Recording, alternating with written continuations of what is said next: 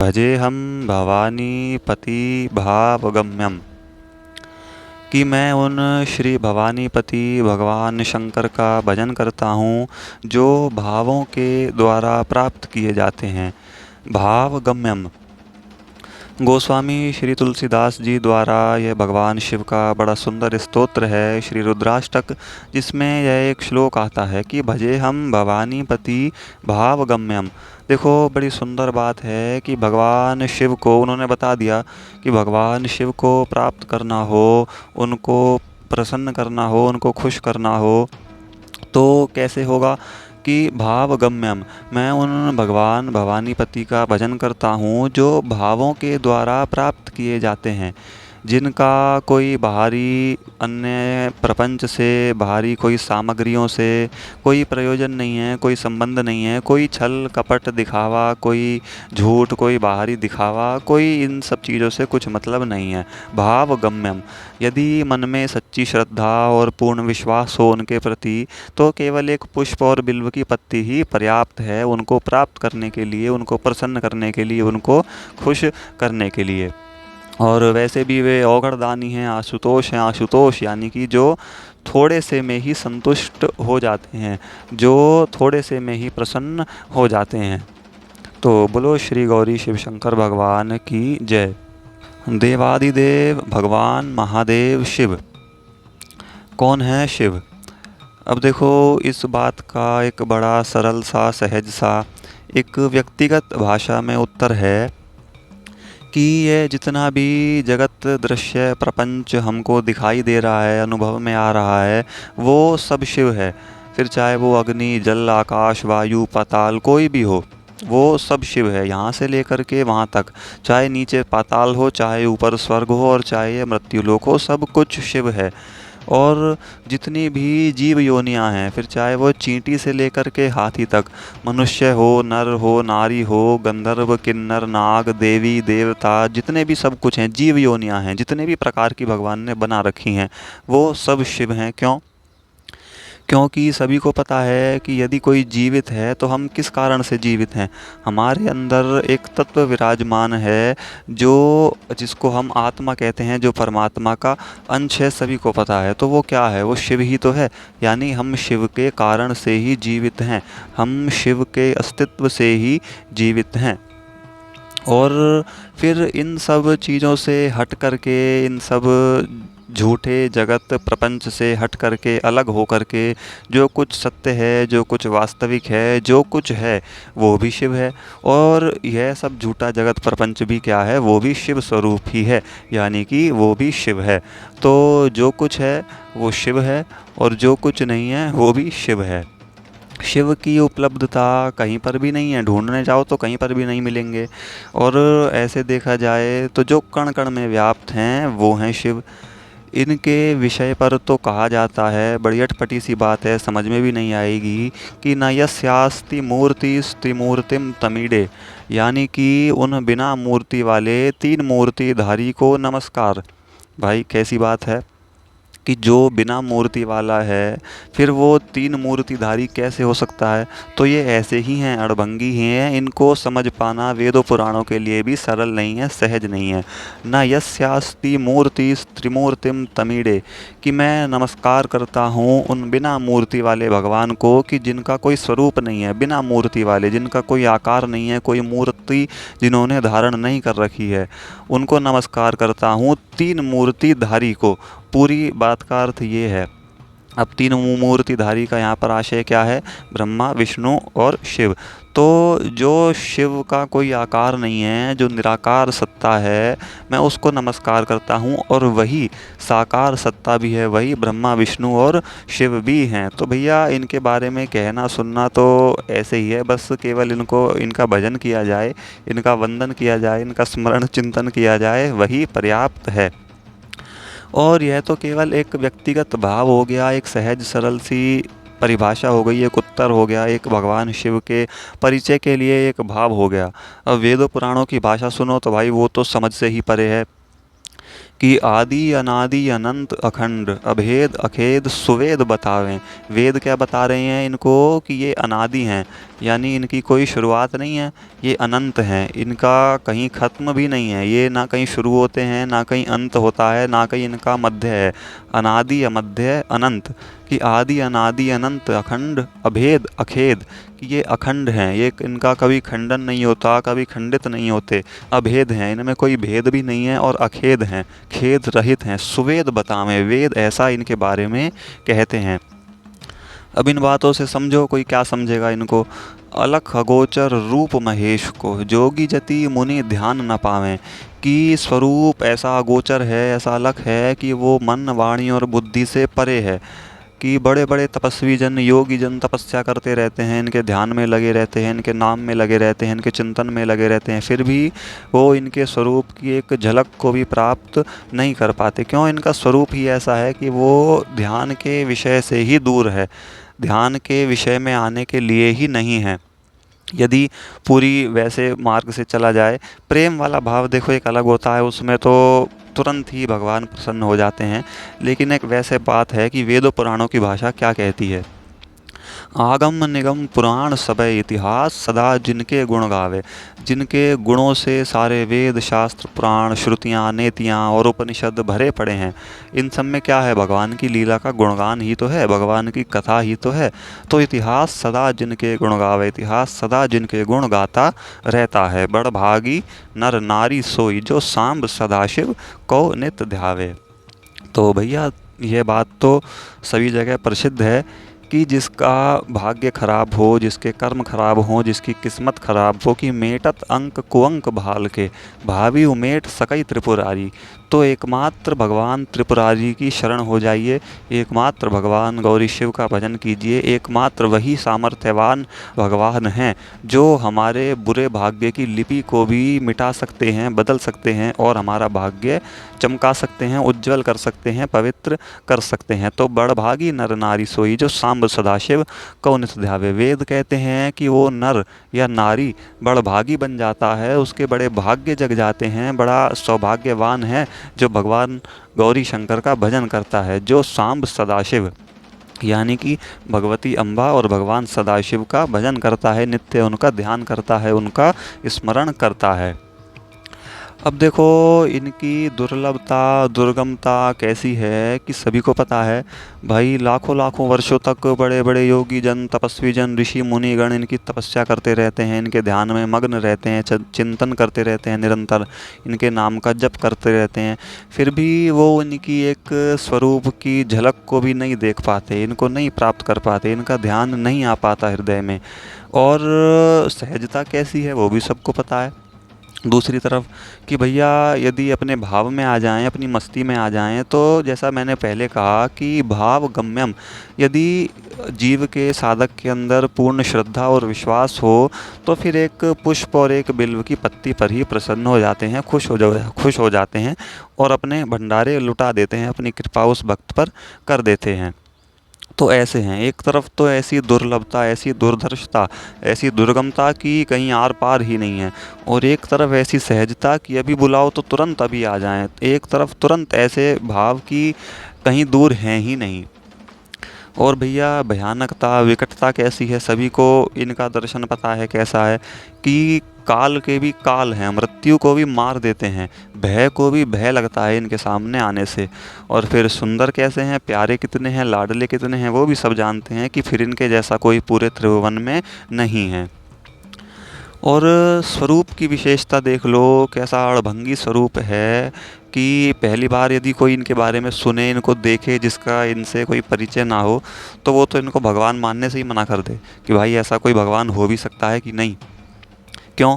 क्योंकि आप खुद ही देखो, शीश पर मुकुट की जगह जटाएं बांध ली, गले में और कुछ नहीं सूझा तो भाई सर्प कोई बिठा लिया, और कंठहार माला कोई ऐसी मोतियों की या पुष्पों की नहीं है, मुंडों की है। पहनने बिछाने के लिए बाग की खाल का इस्तेमाल कर लिया, अपने मनोरंजन के लिए एक पास में डमरू रख लिया। और अंगराग भी देखो कितना विशेष है कि कोई ऐसा सुगंधित चंदन का लेप नहीं है, मुर्दों की भस्म है। और अंग सेवक भी बड़े सुंदर सुंदर हैं, इनके सभी को पता है, भूत प्रेत पिशाच।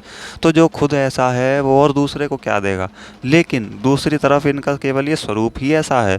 अब दानी कैसे हैं, पूरे त्रिभुवन में यह बात प्रसिद्ध है कि भगवान शिव के जैसा महादानी कोई भी नहीं है। भगवान शिव का एक नाम ही है औघड़ दानी, आशुतोष, की जल्दी प्रसन्न हो जाते हैं और सब कुछ दे देते हैं। तो असुर लोग, राक्षस लोग तो जानबूझ करके इनकी तपस्या करते हैं कि भैया खुश भी जल्दी हो जाएंगे और जो मांगो वही दे देंगे। उदाहरण के तौर पर आप देख लो रावण। रावण ने इनकी तपस्या करी तो वो जैसा भी था बाद में हुआ, लेकिन पहले तो इनका भक्ति था।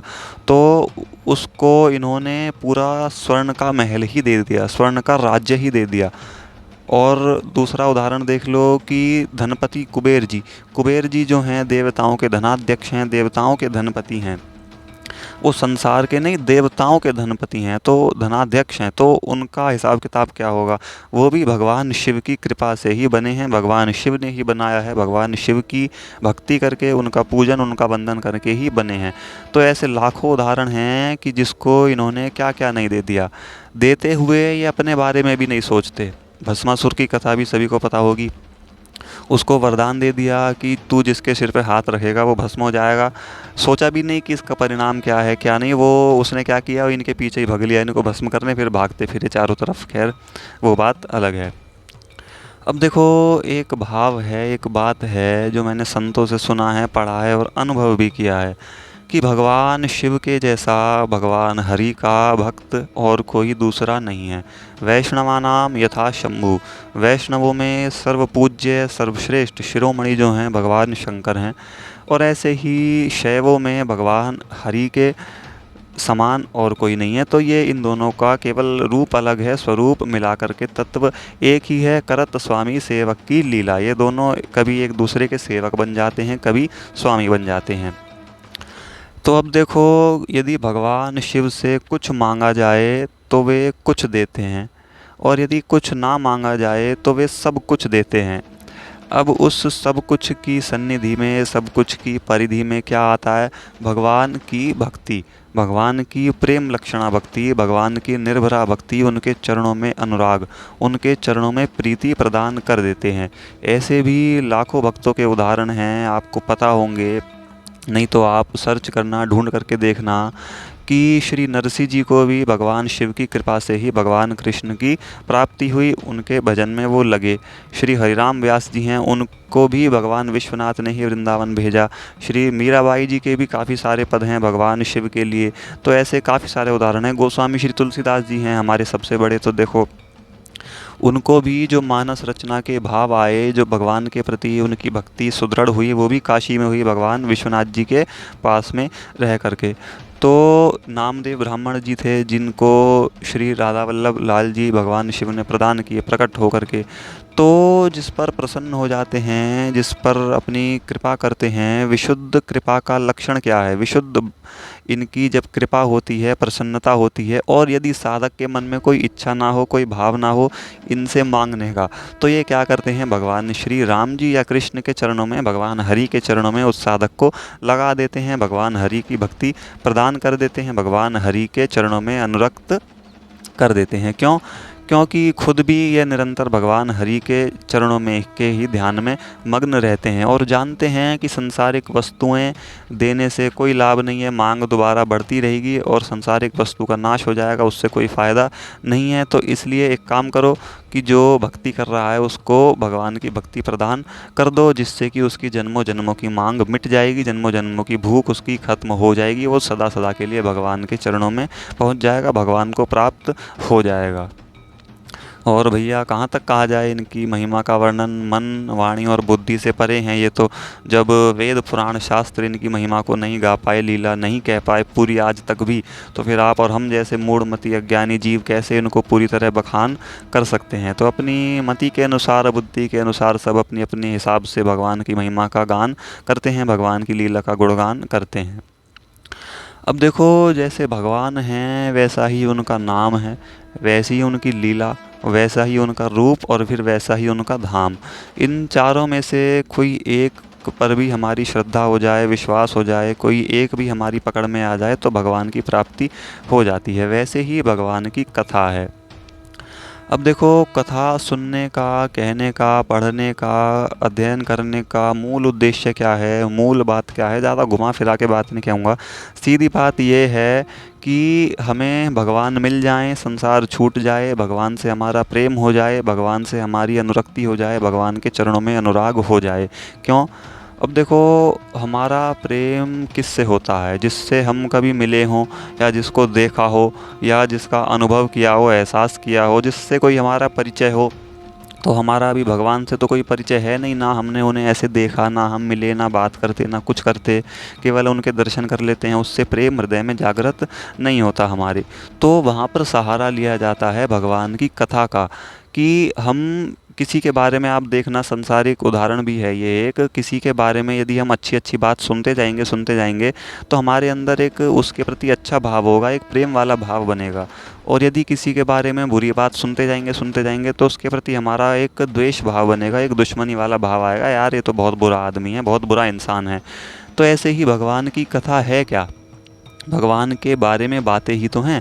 रामचरितमानस जी में क्या है? भगवान का जीवन दर्शन ही तो है। भगवान के बारे में पूरी विस्तार से उन्होंने जीवन में क्या क्या किया, उनका जीवन कैसा था, तो वो रामचरितमानस ही तो है। हम यदि मानस जी का पाठ करेंगे तो भगवान राम के चरणों में प्रीति होगी, उनके चरणों में हमारा प्रेम बनेगा। और श्रीमद् भागवत का पाठ करेंगे तो भगवान कृष्ण के जीवन का दर्शन होगा। और यदि श्री शिव पुराण की कथा करते हैं तो फिर भगवान शिव के चरणों में प्रीति होगी, भगवान शिव के चरणों में हमारा मन जाएगा। उनके नाम, रूप, लीला, धाम के बारे में जितना हम पढ़ेंगे, सुनेंगे तो उतना मन हमारा उनके चरणों में जाएगा। तो भैया देखो, इस संसार में हमारे पास सुनने के लिए केवल दो ही बातें हैं। अब दोनों में से कोई सी एक ना एक तो सुननी पड़ेगी। यदि हम कोई एक सुन रहे हैं तो दूसरी नहीं सुन रहे होंगे, और दूसरी सुन रहे हैं तो पहली नहीं सुन रहे होंगे। वो है भगवान की कथा या फिर संसार की व्यथा, ये दो ही हैं। इन दो की ही हम चर्चा सुनते हैं अपने कानों से। तो यदि संसारिक व्यथा सुनते रहेंगे तो उसका क्या परिणाम होगा? संसार के प्रति हमारा राग होगा, जिसके कारण हम और फंसते चले जाएंगे और हमारा काम नहीं बनेगा। भगवान की कथा सुनेंगे तो क्या होगा कि संसार के प्रति हमारा वैराग्य होगा और भगवान के चरणों में हमारा प्रेम होगा। तो कथा क्या करती है, कथा की महिमा क्या है कि भगवान के चरित्र को हमारे कानों से अंदर जब जाता है भगवान की कथा, भगवान का चरित्र, तो हमारे हृदय में जाता है अंदर, और हमारे हृदय से संसार को बाहर निकालता है, संसारिक राग द्वेष को और संसारिक मोह को, और हमारे हृदय को स्वच्छ बना देती है, मन को निर्मल बना देती है। और जैसा कि भगवान ने कहा भी है कि निर्मल मन जन सो मोहि पावा, मुझको प्राप्त करने के लिए निर्मल मन चाहिए। तो वो कथा करती है, वो कथा का काम है। तो जब तक कथा का हम आश्रय नहीं लेंगे, कथा का सहारा नहीं लेंगे, भगवान के चरणों में प्रेम हमारा उस तरह से नहीं हो पाएगा। और मानस जी में तो कथा की बहुत महिमा गाई गई है, जिसमें से एक चौपाई है कि भवसागर से पार जो पावा, राम कथा ताकर दृढ़ नावा। कि भैया जो भी चाहता है इस भवसागर से पार होना, भगवान के चरणों में पहुंचना, तो भगवान की कथा एक सुंदर दृढ़ नाव है, एक साधन है, उसमें बैठ जाओ, पार हो जाओगे। तो गुरु कृपा से, भगवान की प्रेरणा से और आप सभी के आशीर्वाद से अपना प्रयास कर रहा हूँ कि श्री शिव पुराण जी की कथा आप सभी लोगों तक पहुँचा सकूँ। भाव क्या है कि कथा का सरल से सरल, सहज से सहज जो अर्थ है, जो भाव है, भाव दृष्टि से इस कथा का पूरा पाठ करूँगा विस्तृत, कि आप लोगों तक पहुँच सके, कोई गूढ़ अर्थ आप लोगों तक पहुंच सके, भगवान की कथा आप लोगों तक पहुंच सके, जिससे कि मेरे भी हृदय में, मेरे भी मन में भगवान गौरी शिव जी के चरणों में प्रीति हो, उनका, उनके लिए भाव बने, और आप सभी लोगों के भी मन में भगवान शिव के प्रति कोई भाव जागृत हो जाए, उनके चरणों में प्रेम हो जाए, उनके चरणों में अनुरक्त हो जाए। प्रसन्न हो जाएंगे तो क्या देंगे? भगवान के चरणों की भक्ति हमको दे देंगे। हमारे भजन मार्ग के जितने भी विघ्न हैं उनको हटा देंगे और भगवान के चरणों तक पहुंचा देंगे। तो बोलो श्री गौरी शिव शंकर भगवान की जय।